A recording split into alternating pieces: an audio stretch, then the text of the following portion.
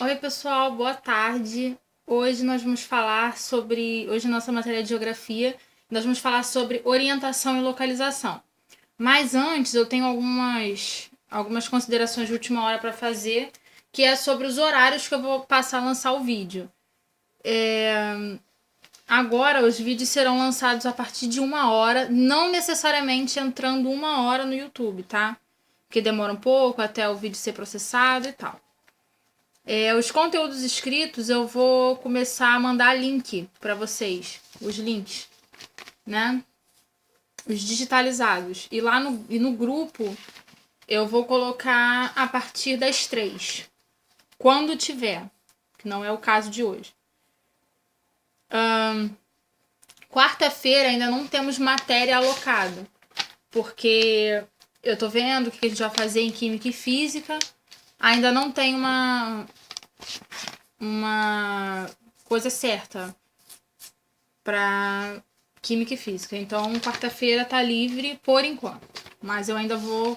Essa semana ainda vou lançar alguma coisa já abrindo matéria de quarta-feira, Química e Física. Então, como eu falei, eu vou falar sobre... a gente vai falar sobre orientação e localização. Nossa, que maravilha. A gente vai falar sobre orientação e localização. Há muitos séculos, o homem convive com essas necessidades de encontrar uma localização e definir um caminho e seguir a orientação até encontrar uma direção. Antigamente, os métodos para se orientar ou localizar eram mais antigos e, com o passar do tempo, a tecnologia começou a se aliar para esse fim, né? Foram criadas alguns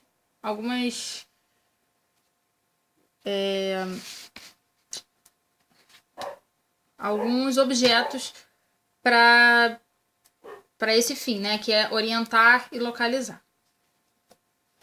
Aí a gente começa com a rosa dos ventos. A rosa dos ventos é um instrumento antigo utilizado para auxiliar na localização relativa.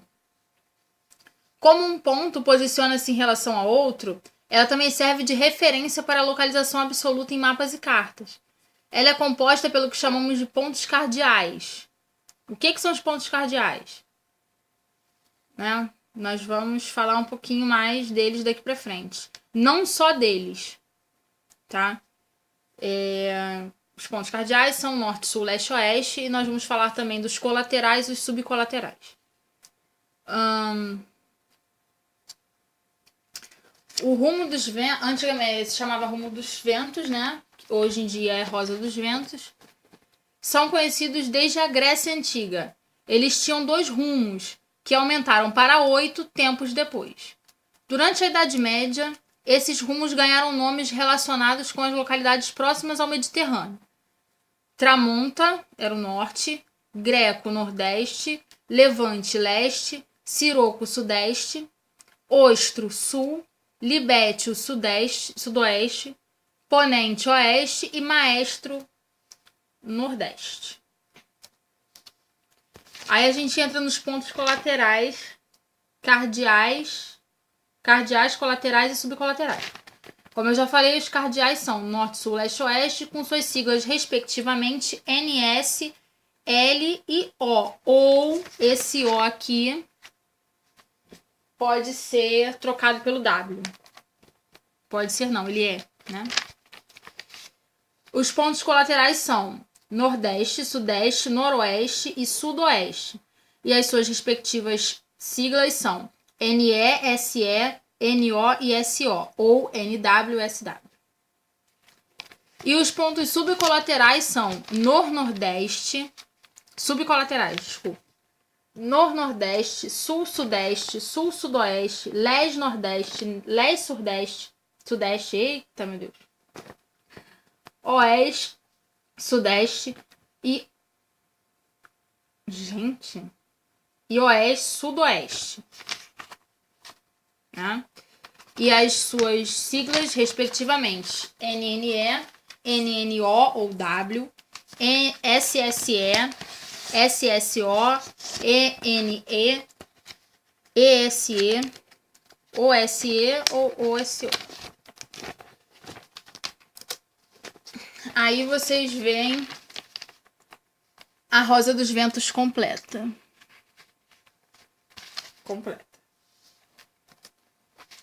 Aí a gente vai falar da bússola. A bússola é instalada em aviões, navios e carros e motos de competição de rally. Tá, peraí. A bússola é instalada em aviões, navios e carros e motos de competição de rally. Isso para manter as pessoas em sua devida direção pretendida. Apesar da importância da bússola até os dias de hoje, existem aparelhos de orientação mais eficientes, geralmente orientados por sinais de radar ou satélite. Devido a isso, conseguem emitir informações de qualquer ponto da Terra, tais como altitude, distância, localização e entre outras. Todas as informações citadas acima referem-se a regiões um tanto quanto restritas. O planeta Terra possui uma superfície de 510 milhões de quilômetros quadrados. Devido a esse imenso espaço, a localização se torna mais complexa. Dessa forma, o homem criou linhas imaginárias para facilitar a localização.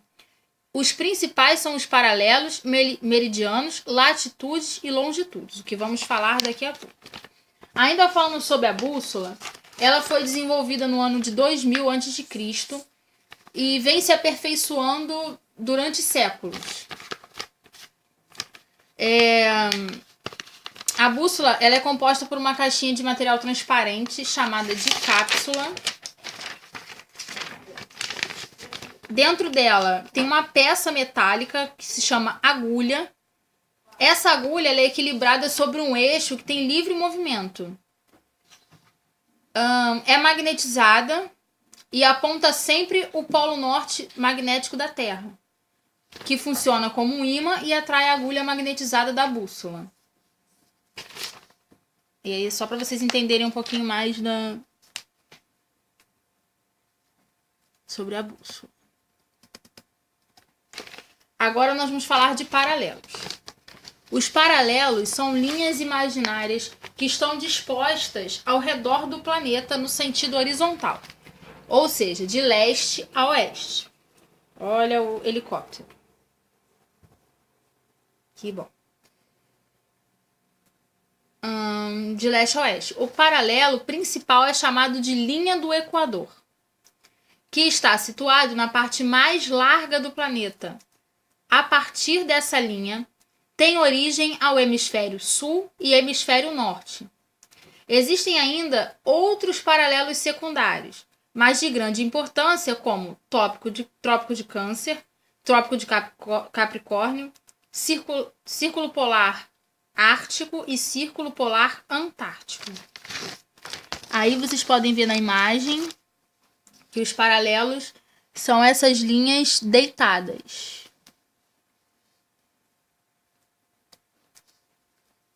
Agora falando de meridianos. Os meridianos correspondem a semicircunferências imaginárias que partem de um polo até atingir o outro. O principal meridiano é o de Greenwich, o único que possui um nome específico, e ele é utilizado como referência para estabelecer a divisão da Terra entre o Ocidente, que é o Oeste, e Oriente, que é o Leste. A partir deles, dos meridianos e dos paralelos, foram estabelecidas as coordenadas geográficas, que são medidas em graus, e a partir das coordenadas geográficas é possível localizar qualquer ponto da superfície da Terra. A gente vai falar um pouquinho do conceito de meridiano, que eu incluí agora por final. O conceito do meridiano. Meridiano é um termo que deriva do latim meridianus e que se refere àquilo que pertence ou que é relativo à hora do meio-dia. Por extensão, o conceito é usado como adjetivo para mencionar algo que seja muito luminoso ou claríssimo. Né? O conceito aí de meridiano, ele não tem nada a ver com o que a gente está falando lá, mas é importante para entrar até no fuso horário, que é relativo ao meio-dia, e o meridiano, ele tem um pouquinho a ver com o fuso horário. E aí eu coloquei também fuso horário. né? Os fusos horários formam uma divisão em que o globo terrestre é fatiado em 24 pedaços, os meridianos, com cada um medindo 15 graus de longitude. Assim, cada fuso equivale a 1 hora e à medida que nos deslocamos entre cada uma dessas faixas, o horário se altera. Os fusos são medidos em GMT, sigla para Greenwich Mean Time. Por exemplo, se na cidade de Nova York, localizada no fuso -5 GMT, são 8 horas. Na cidade de Brasília, que está localizada no fuso -3 GMT, são 10 horas, pois a capital brasileira encontra-se 2 fusos a leste da cidade estadunidense. Aí vocês vão observar e o deslocamento ocorre em direção a leste. Aqui então tá os Estados Unidos. Ei, meu Deus, o computador tá bom hoje. Aqui tá os Estados Unidos, -5, e Brasília com -3. E tá se deslocando para leste. Vamos falar de latitude e longitude. Aqui vocês podem ver que latitude é conforme os paralelos, né? Vai subindo conforme os paralelos vão subindo. E a longitude pelos meridianos. Vamos lá. Latitude é o ângulo formado entre o Equador e um ponto estimado. Todos os pontos do Equador possuem latitude geográfica igual a 0 graus. Pontos situados ao norte do Equador têm latitudes maiores que 0 grau, variando até 90 graus, o que é a latitude do polo geográfico norte. Da mesma forma, variam as latitudes ao sul do Equador terrestre, desde 0 a 90 graus. Latitude do polo geográfico sul. Para se diferenciar os valores, atribui-se sinal positivo para as latitudes norte e negativo para as latitudes sul. Né? Voltando aqui na imagem, então, a gente vê que a latitude sul recebe ponto negativo e a latitude norte recebe ponto positivo. A longitude é o ângulo formado entre o meridiano, que passa por determinado lugar, e o meridiano de Greenwich. A longitude é medida de 0 a 180 graus, para leste ou para oeste de Greenwich. Por convenção, atribui-se também sinais para as latitudes, negativo para oeste e positivo para leste. Ao termos os valores da latitude e da longitude de um local desejado, teremos determinadas coordenadas geográficas do mesmo. Desculpa. Aqui é a mesma coisa. Negativo para oeste e positivo para leste. Ainda falando sobre orientação e localização, a gente vai falar um pouquinho dos astros também. Sem equipamentos, é possível orientar-se por alguns astros. Os astros sempre tiveram um papel importante na orientação de homens e mulheres ao longo da história. Em particular, nos deslocamos de longa distância. Em particular, nos deslocamentos de longa distância. Somente mais recentemente, no decorrer do século XX, com o avanço tecnológico mais acelerado, é que equipamentos como o GPS passaram a dispensar praticamente os astros na orientação. No entanto, precisamos pensar que observar o céu numa noite sem nuvens, sobretudo, longe de uma grande cidade, atentar para a sequência das fases da Lua, com o passar das semanas, Apreciar o nascer ou o pôr do sol são momentos de contemplação da natureza benéficos para o corpo e para o espírito, além de serem uma oportunidade para conhecermos ou entendermos mais sobre o mundo que nos cerca e despertar nosso interesse pelo estudo de uma série de aspectos que cercam a existência do nosso planeta e de mais astros do universo, além da nossa própria existência. Orientação pelos astros. Uma das maneiras mais primitivas de orientação era realizada através da observação de astros e estrelas.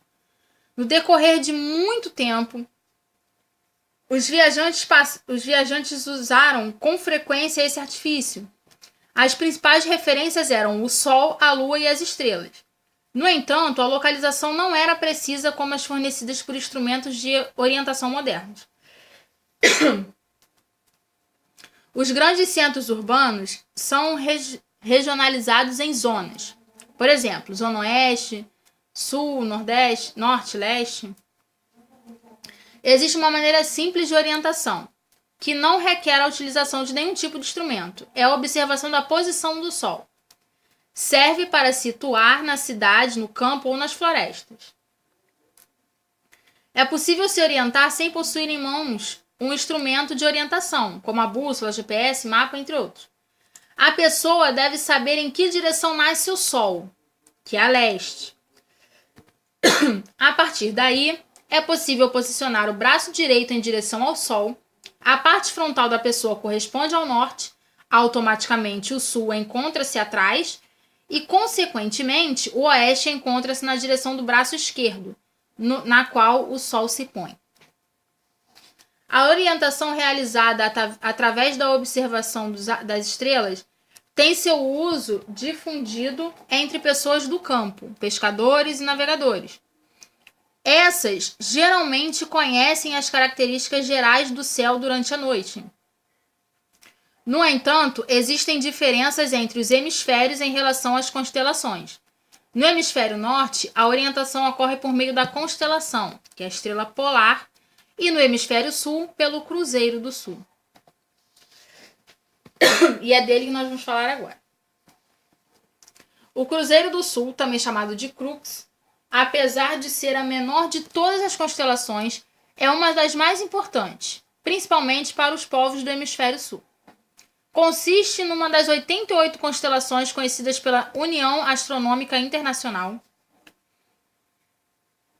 João de Faras, astrônomo da Esquadra de Cabral, foi o primeiro a documentar a existência da constelação em forma de cruz, em 1500. Outra referência importante ao Cruzeiro do Sul foi a realizada por Florentino Corsali, em 1515, chamando-a de Cruz Maravilhosa. Entretanto, somente em 1617, através de estudos realizados por Augustin Royer, foi estabelecido o nome de Cruzeiro do Sul. Seus braços são formados por 4 estrelas de primeira grandeza. Catalogada por Ptolomeu, o Cruzeiro do Sul é um excelente relógio, pois as linhas formadas por suas estrelas Rubídia e Magalhães, seu braço mais extenso, giram em torno do polo em aproximadamente 24 horas. Esse braço mais extenso serve também para identificar o Polo Sul,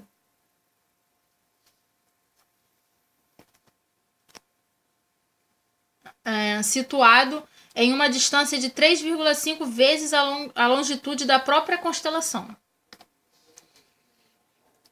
É uma das formações mais conhecidas no céu meridional. Localiza-se próximo do Polo Sul e sua visualização só é possível no hemisfério sul ou em regiões do hemisfério norte próximas à linha do Equador. O Cruzeiro do Sul meu Deus do céu. O Cruzeiro do Sul integrava-se à constelação do Centauro, porém foi separada em razão de suas características próprias, como a disposição e brilho intenso de suas 5 estrelas, que são Desculpa. Estrela de Magalhães, que é essa daqui, é a mais brilhante, localizada na parte inferior do braço mais extenso da cruz. A Mimosa, que é essa aqui, é a segunda mais brilhante, representa um dos lados do braço menor da cruz. Rubídia, que é essa aqui de cima, possui uma coloração avermelhada, apresenta a parte superior do braço da cruz, o braço maior da cruz. Intrometida, que é essa daqui, essa pequenininha, que tá circuladinha ali, é a quinta estrela do Cruzeiro do Sul. Recebe essa denominação por não integrar a formação da cruz. É menos brilhante que a pálida, que é essa daqui. No entanto, é de fundamental importância, pois facilita a localização da constelação. No Brasil,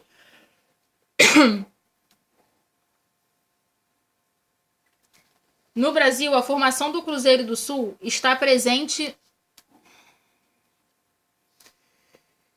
no escudo republicano, a bandeira do Brasil, e nomeia a ordem militar mais importante do país, além de ser representada na bandeira do estado do Paraná e nomear uma cidade do Acre, como também um time de futebol de Minas Gerais, o Cruzeiro. Nossa. E teremos conteúdo digitalizado, esse é o fim, por enquanto. Teremos conteúdo digitalizado. Vou deixar o link aqui na descrição do vídeo.